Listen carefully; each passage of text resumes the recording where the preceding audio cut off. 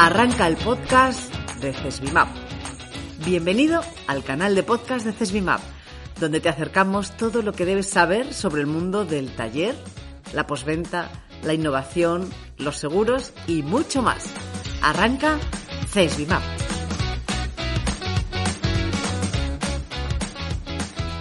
Bienvenidos a un nuevo episodio en el podcast de CESBIMAP. Somos Ángel Aparicio y Teresa Mayeroni, y hoy vamos a hablar de algo que nos preocupa a todos, o quizá a los que solo hayamos sido conscientes de este problema. Si te gusta lo que hacemos, no olvides suscribirte a nuestro canal de podcast y darle un like. Así que vamos allá. La introducción de la tecnología y de la conectividad en nuestros coches evidentemente es positiva, pero tiene una posibilidad: sufrir un ciberataque. Esto que ya en 2016 hicieron dos periodistas. Mira, a ver, Ángel, ¿qué podemos hacer? Pues no lo sé. Que fue abrir una ventanilla o reducir la velocidad de un vehículo. Llevado al extremo, puede tener una capacidad de intervención sobre nuestro vehículo que podría llegar incluso a que nos lo condujeran. ¿Podríamos actuar para evitarlo? Hoy tenemos con nosotros a un experto en ciberseguridad de CESBIMAP, Enrique Zapico. Quique está en CESBIMAP desde que no peinaba canas, pero seguro que Ángel nos puede hablar un poquito más de él. Pues hola a todos. Sí, claro, Teresa. Quique es de Valladolid, aunque, mira, está muy relacionado con mi tierra, con la montaña palentina, porque yo soy de Aguilar de Campoo, en el norte de Palencia, y él es de Barruelo de Santullán, un pueblo minero, en su época era un pueblo minero, a 15 minutos de Aguilar y muy cerquita del primer municipio de España, Brañosera, del año 824. Así que, bueno, pues Quique comentaremos que es ingeniero industrial en electrónica y automática y que se incorporó a CESBIMAP en 1993. En CESBIMAP ha desarrollado diversas funciones, aunque la más extensa fue como responsable del departamento que entonces llamábamos electromecánica. 20 años estuvo al frente de este departamento y actualmente es la cara visible del Mobility Lab y de manera paralela lleva 24 años colaborando con la entidad nacional de acreditación como auditor jefe y como auditor técnico para la acreditación de ITVs. Así que, Quique, bienvenido. Muchas gracias. Y vamos con las primeras dos preguntas que nos salen solas. A ver, ¿a mi coche lo pueden hackear? Esa es la primera. Es decir, que alguien tome el control de nuestro coche sin que nosotros podamos hacer nada para evitarlo. Y, si la respuesta es afirmativa, ¿sería fácil hacerlo? Bueno, pues en cualquier coche que tenga algún tipo de control eléctrico, bien sea el acelerador, la dirección o los frenos, y si además depone de algún tipo de conectividad, sí que es posible tomar el control del mismo. Y en un vehículo actual, por muy nuevo que sea, sería relativamente sencillo. Y la razón es que los vehículos actuales no se diseñaron para ser ciberseguros. Como se deduce de mi respuesta, los riesgos de un ciberataque vienen derivados, por un lado, de la conectividad externa e interna del vehículo y, por otro lado, de la electrificación de funciones vitales en la conducción, como es la dirección, los frenos y la aceleración. Si tu coche no tiene ninguna conectividad externa ni ningún sistema electrificado, pues tranquilo. Y no sufrirá ningún ciberataque. Claro, pero si es actual, va a estar conectado. Si es actual, algunos están conectados, pero lo que sí que casi en cualquier coche de hace 5 años para acá vamos a tener la dirección eléctrica y el acelerador eléctrico y los frenos eléctricos, con lo cual somos susceptibles. En un coche antiguo con frenos hidráulicos, dirección hidráulica y con acelerador por cable, tranquilos que no nos van a ciberatacar. Otra cosa que quiero comentar es que no pensemos en los ciberataques solo como un ataque externo y a distancia a través de los canales de comunicación, sino que un ataque con conexión al vehículo, como pueda ser a través del puerto BD o con un pincho USB, eso también es un ciberataque. Y nos puede modificar, por ejemplo, la centralita de electrónica del motor. Eso se considera un ciberataque. ¿Y cómo acceden al software de la centralita del motor? O sea, quiero decir, ¿se modifica el software para lograr más caballos y a partir de ahí abrimos la puerta a los malos? Digamos que las centralitas son modificables, puesto que el fabricante en muchas ocasiones las tiene que actualizar, pero esa puerta se queda abierta para hacer otras cosas. Y uno de los requisitos que se exigirán a partir de la homologación con ciberseguridad es que los fabricantes se preocupen de proteger tanto su propiedad industrial e intelectual para evitar que se copie el software de las centralitas, como para evitar que se pueda modificar. ¿de acuerdo? Y esa modificación, la forma más sencilla de hacerla es a través del puerto de conexión OBD. Vale, entonces tenemos que un coche es un ordenador con ruedas gigante que puede sufrir entonces las mismas vulnerabilidades que un ordenador, que un móvil, en una empresa y que hay que protegerlo. Entonces, cuando los hackers te controlan este coche en movimiento, pueden controlar los frenos, la dirección o apagar el motor, lo que hablamos que no todo viene por el OBD. Sí, por supuesto. Una vez que tú tienes una conectividad externa del tipo que sea, léase conectividad por telefonía móvil, conectividad por Bluetooth, conectividad por Wi-Fi, conectividad por otros sistemas de transmisión de radio que lleva el vehículo, como los sensores de presión de neumáticos o la mando a distancia, eso al final es un canal de entrada por el cual conectarse a la red informática que tiene el vehículo. Y una vez que se conectan a la red informática que tenemos en nuestro vehículo, pueden lograr acceder a distintas centralitas, léase la del motor, y pueden engañar al coche diciéndole que acelere, o a la de los frenos del ABS y decirle que frene, puesto que esas son funciones que ya están electrificadas y que por software se están gestionando. Si hay un software malicioso o una instrucción maliciosa que se introduce, pueden hacer eso tanto en remoto como en local. Y que te voy a hacer la pregunta, aunque me temo la respuesta. ¿El riesgo cero existe? El riesgo cero no existe en ningún aspecto de la vida. O sea, al final lo que tenemos que hacer es controlar, conocer y controlar esos posibles riesgos y poner medidas disuasorias o preventivas para poder evitarlo, pero el riesgo no va a dejar de existir, y mucho menos en un aspecto como puede ser la ciberseguridad, en la cual tú puedes protegerte hoy, pero los hackers aprenden y lo que el parche que te sirvió hoy no te va a servir mañana. Entonces el fabricante va a tener que estar continuamente sacando parches, igual que nos ocurre con un teléfono móvil o con un ordenador, que el fabricante continuamente está mandando actualizaciones de seguridad. Pues el fabricante de los coches va a tener la obligación, no como en un teléfono móvil, que no tiene una obligación, en el coche va a tener la obligación de ir lanzando parches de seguridad a medida que va detectando amenazas. Vale, la obligación, hablas de una obligación legal. O sea, se acaba de publicar diversa reglamentación que nos puedes comentar qué es lo que van a exigir a los fabricantes del vehículo. Sí, efectivamente, hablamos de una obligación legal, al menos en el espacio económico europeo. Salió ya en el 2019 un reglamento que nombraba que los coches estuviesen protegidos contra ciberataques. En aquel año aún no estaba publicada la legislación que se debería de aplicar, ya se ha publicado.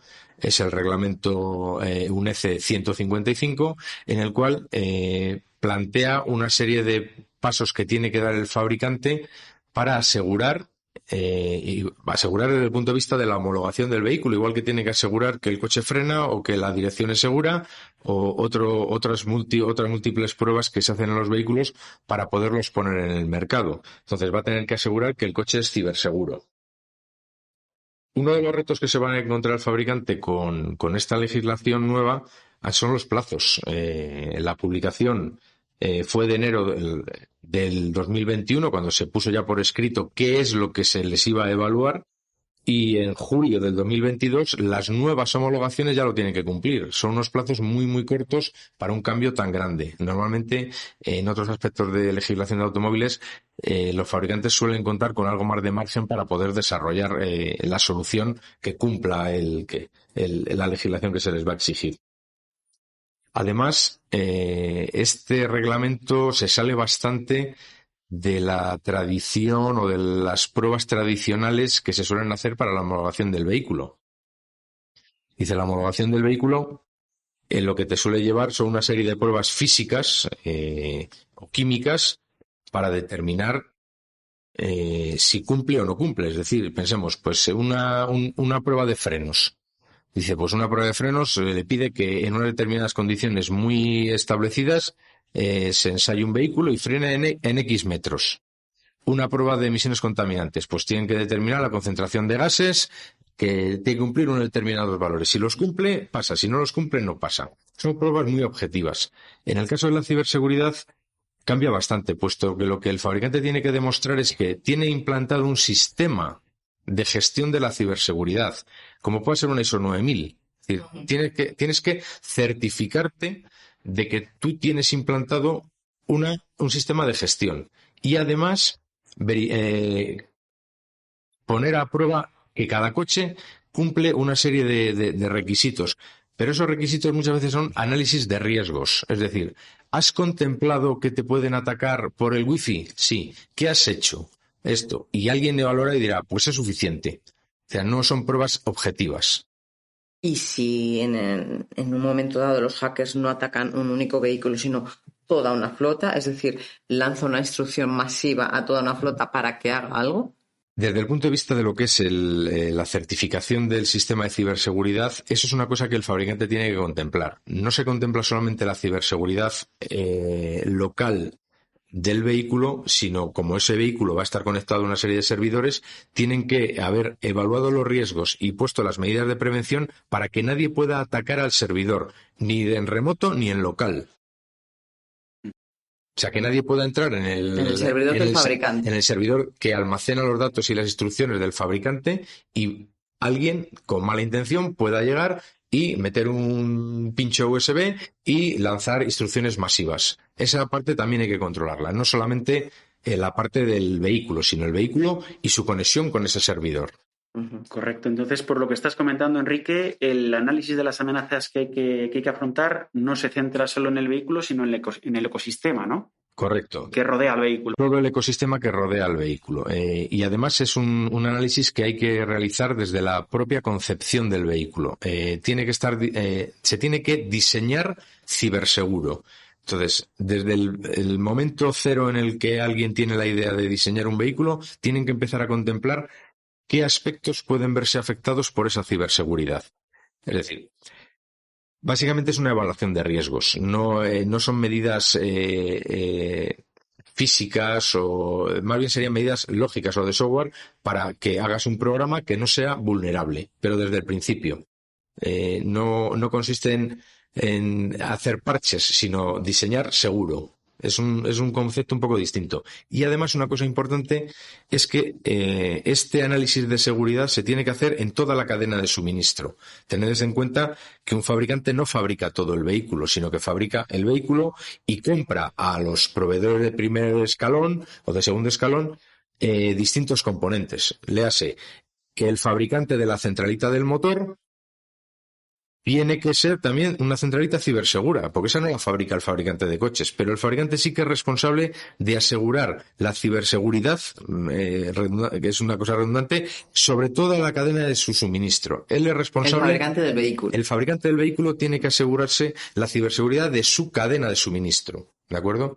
Y sobre ese particular, Enrique, me sale a mí una duda. Y en el taller, entonces, porque estás hablando de la cadena de suministro, pero es que luego en el taller trabajamos también con elementos de diagnosis, ¿no? Efectivamente, es otro campo que se va a ver afectado. Es decir, ahora mismo en cualquier taller, bien sea un concesionario o un taller independiente, utilizan una serie de herramientas informáticas, los equipos de diagnóstico, los scan tool, que se conectan al vehículo. Bueno, pues habrá que establecer medidas de seguridad para que ese ordenador que se conecta al coche no se vea infectado, porque si se ve infectado, al final es un foco de infección que puede introducir un virus, un malware dentro del vehículo y puede hacer cosas raras. Entonces, habrá que dar un repaso en toda la postventa del vehículo, en todas esas herramientas informáticas que se emplean, que también cumplan la ciberseguridad. Porque hay que asegurar la ciberseguridad desde antes del nacimiento en su concepción hasta el final de la vida del vehículo. Que eso va a ser un problema, porque el fabricante va a tener que asegurar, y así lo dice la legislación, que el coche es ciberseguro durante toda su vida.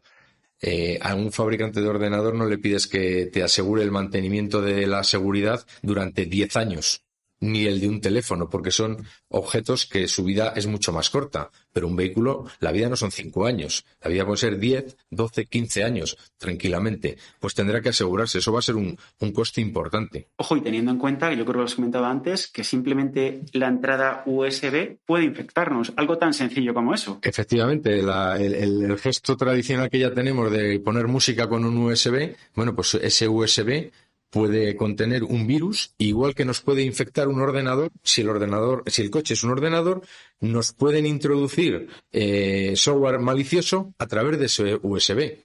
y nos puede hacer cualquier cosa que se os pueda ocurrir. Que me marque, por ejemplo, mal la velocidad en el display. Entonces, que yo crea que voy a una determinada velocidad y ir mucho más deprisa. Es un entorno preocupante, porque tampoco hablamos, o sea, además de los USBs, también hay aplicaciones móviles creadas para mantener conectado al coche y al smartphone. Eso, además de una ayuda que lo es, también supone un peligro.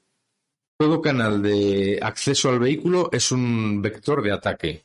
Entonces, si conectar un USB físicamente al vehículo es un vector de ataque, conectar un teléfono por Bluetooth a nuestro coche va a ser un ataque, o aplicaciones que nos permiten controlar determinadas funciones del vehículo.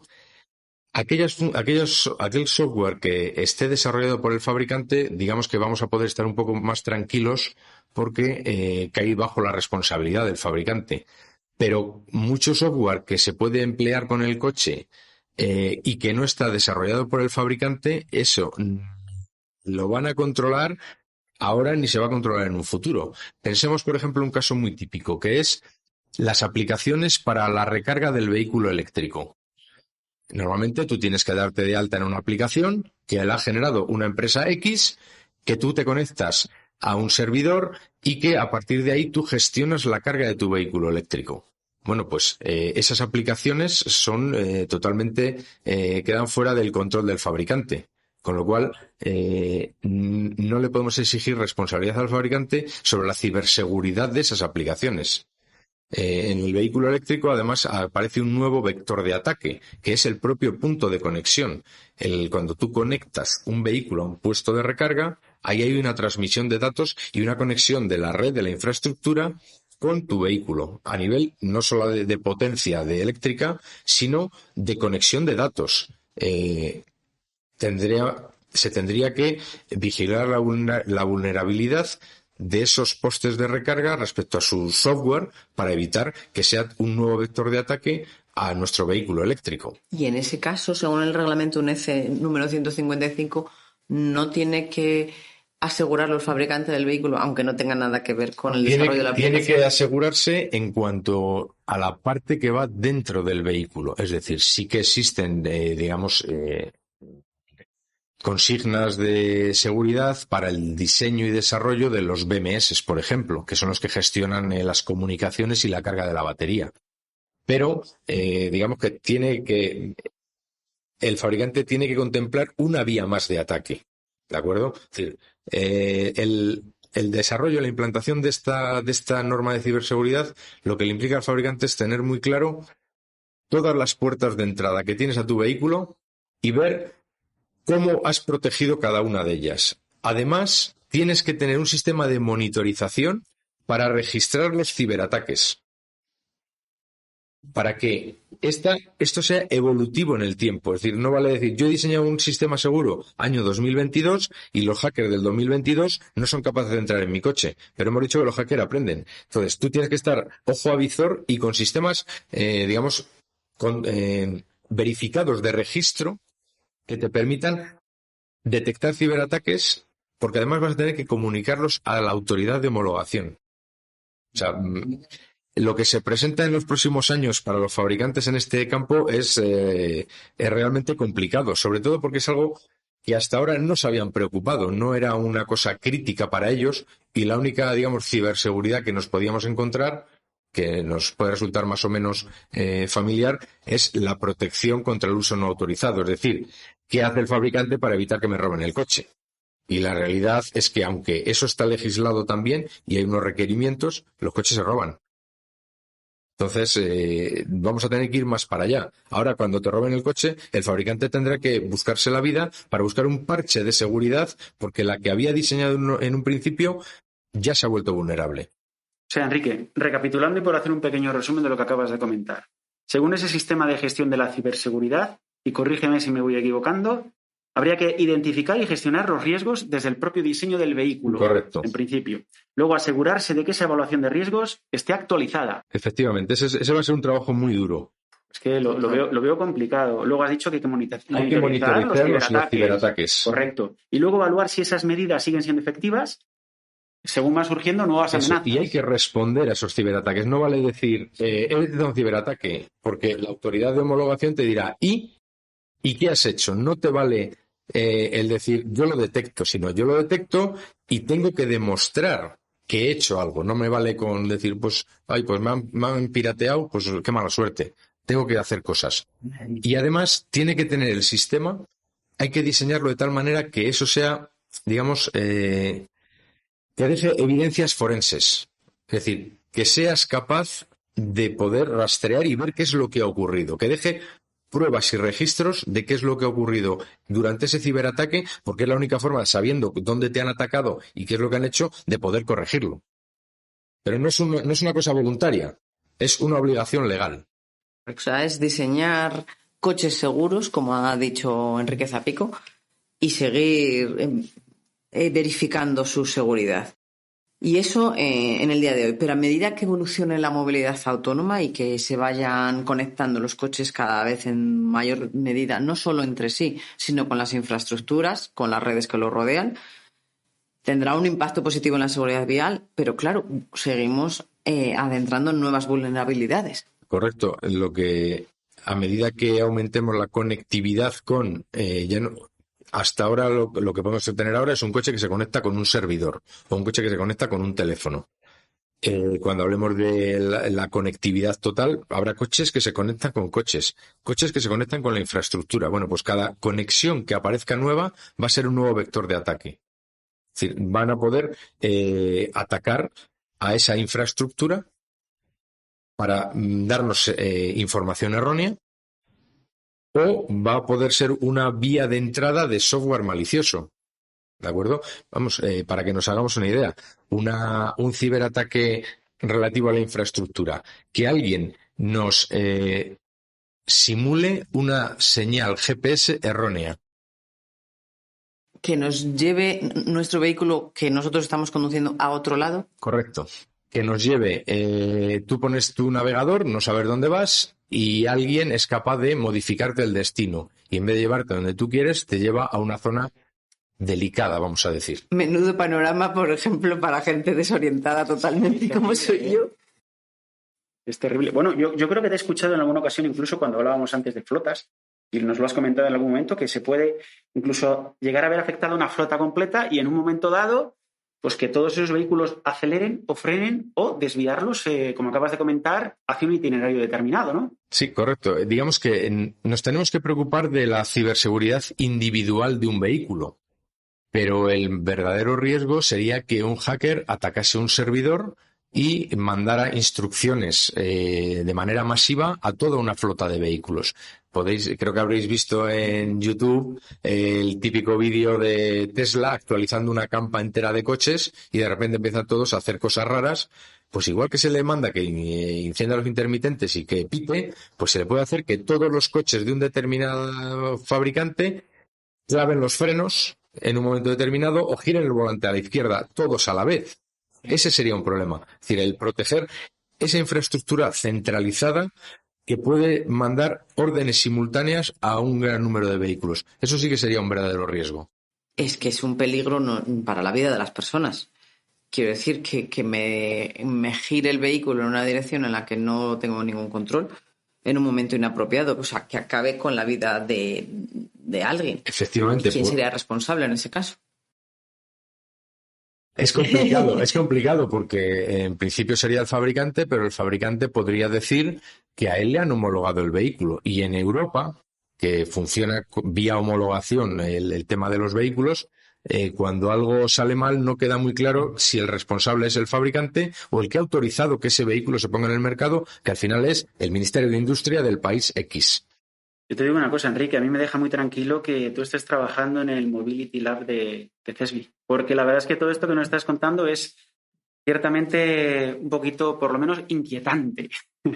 Sí, inquietante. Al final es como cuando hablamos de que te pueden robar las claves. Dice, a todo el mundo nos pueden robar las claves de nuestra tarjeta de crédito, pero no por ello dejamos de comprar por internet. Y a veces a alguien tiene la mala suerte. Bueno, pues la mala suerte y la buena suerte es puntual y aleatoria. Es decir, igual que nos puede tocar la lotería, pues nos pueden hackear el coche. Madre, un podcast súper interesante. Tenemos que seguir andando en este contenido, aunque sea dentro de un tiempo, a ver qué han hecho los fabricantes para conseguir la homologación tras este reglamento que viene a partir del 7 de julio de 2022. O sea, que está aquí. Sí, lo único que siempre hay que tener claro cuando se habla de esto que es para nuevos tipos. Es decir, no son para nuevos vehículos. Bueno, son nuevos tipos, pero dentro de 2 años serán para nuevas matriculaciones. Es decir, todo vehículo nuevo que se matricule a partir del 7 de julio de 2024 tendrá que ser ciberseguro. O sea, en 2 años tienen que cambiar toda la electrónica y toda la informática de los vehículos para que cumplan esta nueva reglamentación, porque nuevos tipos es ahora ya, este año, y dentro de 2 años, que es lo habitual, nuevas matrículas, es decir, todo vehículo nuevo que se ponga en el mercado. Pues lo dicho, Enrique, ha sido un placer enorme hablar contigo. Ciertamente, y lo decimos muchas veces, cuánto se aprende hablando con Enrique, la verdad, cuánto aprendemos, es como una enciclopedia. Así que lo que sí que nos queda claro es que nos queda mucho por recorrer en materia de seguridad, ¿verdad?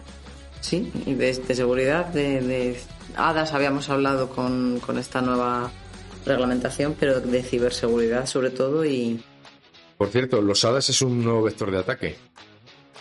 Claro. Puedo interferir en la señal del radar para engañar al coche. Y que detecte un obstáculo cuando no existe.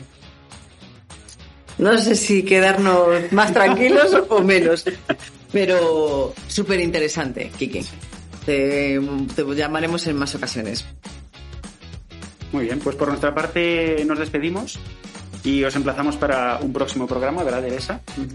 Y bueno, pues nos pueden escribir los comentarios, todo lo que nos quieran, pues evidentemente comentar o proponer, o temas que gustarían que tratásemos. ¿A qué correo, Teresa? Pues pueden escribir a cesbimap@cesbimap.com y escucharnos en todas las plataformas de agregadores de podcast o también a través de nuestra propia página web. Muchas gracias y pasad un buen día.